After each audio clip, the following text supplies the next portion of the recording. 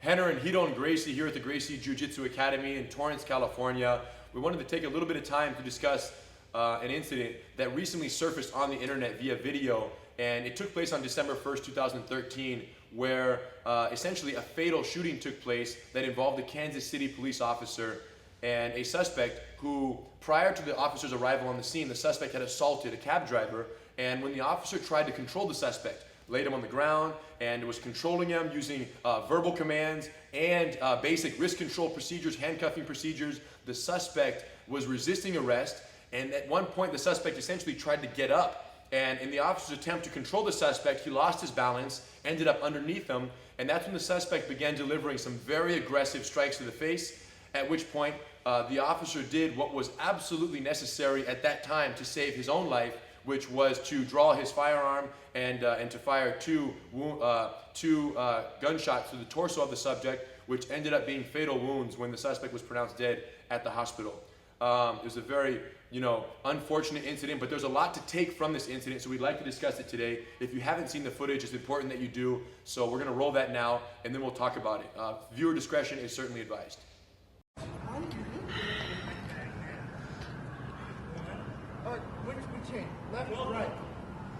From experience, the majority of nurses know that those are the... I know. Yeah. My hand's gonna hit the face. I do not agree whatsoever. I don't either. That's why I'm videotaping this. I don't let you hit. That's a very aggressive stance that cop is taking. Please, can you not be nasty? All nasty is nice. I get hit. No? Okay, I have to intervene. No, don't. Please. We're just getting it on video. It'll be okay. Hey! What did he do? What do you think? Do I look like I have help here?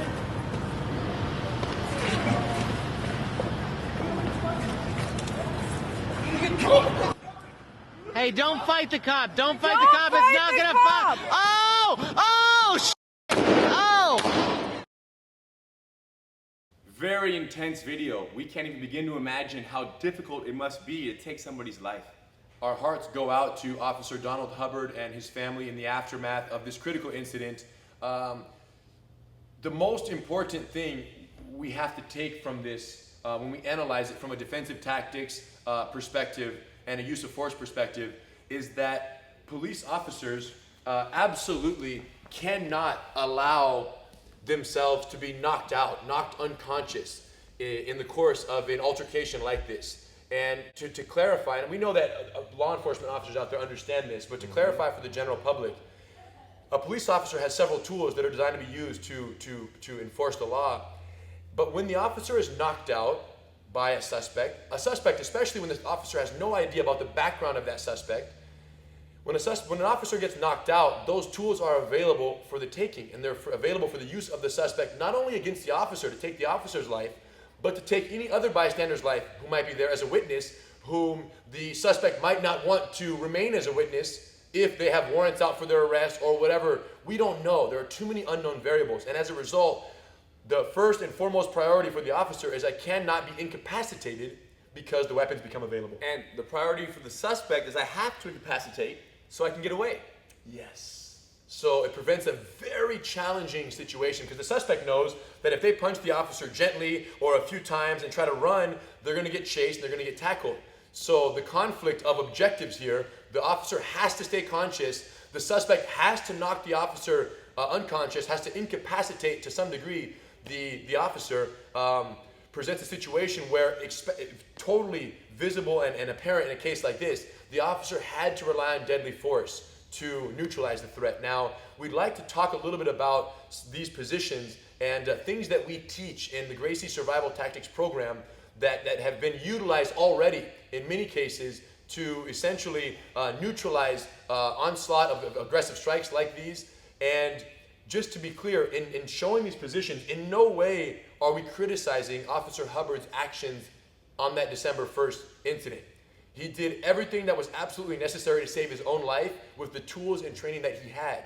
But if we can use this example to kind of educate other law enforcement professionals about what can be learned and what other training opportunities and what training is out there to, to essentially increase officer safety in critical life-threatening situations like these. We can essentially make a good thing out of an otherwise, very, very unfortunate incident. So to discuss the situation, the officer was holding the suspect down like this, was trying to control him. The suspect got up, at some point was resisting arrest. The officer grabbed him in a front headlock, lost his balance when the suspect resisted and ended up on the bottom of this kind of side mount situation. And interestingly enough, this is a very common position in street fights. It's very common in jiu-jitsu, which is what we practice. But in street fights, it's extremely common, even more common than the mounted position, when the suspect is mounted on the officer like this. And the reason is this is a very technical position, and even though bad guys are training and jiu-jitsu has become more commonplace between all civilians, this is not as common because it's a much more technical position. People generally, when they end up on top of another person that they're trying to assault, just stay off to the side on their knees and then begin hammering down with punches like the suspect did in this situation. And these strikes led to a Yes. broken eye socket, fractured eye socket. And fractured cheekbone. So when the officer went to the hospital later, it was confirmed that he was, broken face, cheekbone in 2 different places. And the officer reported seeing blurred vision. So there's no doubt that this officer felt his life was in danger. And the tides turned so quickly. Yeah. When we watched the video, he went from the top to the bottom of the fight. As soon as the officer hit his back on the ground, Yeah. he's thinking, my gosh, I'm really in trouble right now. And then Correct. once the punches started happening, my life is in danger. I could possibly die. Yes. So this happened so quickly, which our goal is to make anybody who lands on their back comfortable and to feel safe. Yes. Yeah. So this is what we're going to show right now. And when we often teach law enforcement professionals, they say, well, why would you ever teach ground fighting to a police officer? The police officer has tools and should want to be standing to be able to utilize those different tools and force options in the safest, distant way possible. And we agree. The problem is sometimes you don't pick a ground fight. The ground fight picks you. And you end up there against your will, as perfectly visible in this situation. The officer did not want to end up underneath the suspect while carrying out the arrest. He ended up there against his will. And when that happens, our goal is to give officers all over the world a very basic set of techniques, and more importantly, a principle, a survival principle that will prolong officer safety, right? Make the officer feel more comfortable, reducing the feeling that his or her life is in danger, and in doing so, possibly delaying the need for deadly force. And that can't be a bad thing, okay? Now, we're not saying deadly force, like in this case, it doesn't have situations where it's perfectly applicable, but anytime we can delay the use of deadly force, it's a better than bad situation. And that's directly tied to the immediacy of the feeling of life-threatening danger that the officer experiences. So if we can prolong that feeling, then we can prolong the need for deadly force. So when a ground fight happens against your will, this is one situation here, just to use this situation as an example. At this point right here, this suspect is either going to be sitting up to strike or pressuring his body on me to immobilize me, one or the other, okay? And let's just say first, he's trying to control me. At that point, my goal is to control him. Because the most common response in my position is what? If someone's holding, the natural inclination is, get off of me. The problem is when I do that, he can punch because I'm creating the perfect range for his strikes. So when you want to push someone off, you're essentially putting them at the perfect range for their dangerous strikes. However, if when the person is close, I connect to him, connect to the neck and connect to this arm, and I hold, punch me in the face with this hand. He can't reach. Headbutt me. Can't reach. Bite me. Can't reach. Punch my face with this hand over here. Can't reach. So I'm essentially immobilizing all of his appendages so he can't strike right here. Now what goes through your mind at this point? I have to sit up. And it's only a matter of time before the suspect does sit up. And then that's when we insert the knee across the abdomen here, scoot our hips slightly, and lock the person in what's called the guard. Okay? Now more common and more publicly known than ever because of its use in mixed martial arts. But its use in a survival situation for a law enforcement officer is even more important because this now enables me to control his torso and bring him in to where I can manage the distance, okay? In a fight, whoever manages the distance manages the damage that can be done. So even though I'm on the bottom of the fight, I have control of his waist, control of his head. On my firearm side, I'm neutralizing the arm here, okay? Controlling the arm on this side so that he can't access that. And then at the very least, he cannot knock me out. So my feeling of life-threatening danger is reduced. And as a result, the need for deadly force is also prolonged, delayed. Now, this might fail like any technique can or tactic, but the chances of, at which point I would need to rely on deadly force regardless, but the prolonging of that is what we're after here. Control, and then from here we also teach other techniques. Once we neutralize and essentially calm down the energy of the suspect here, gather ourselves, gain some energy, get a breather, that's when we want to get back to our feet. So we push, disengage, and then we can push off the stomach, stand up, and we're out of it. So people often say you don't want to show an officer how to fight on the ground because they're going to go to it. It's the opposite.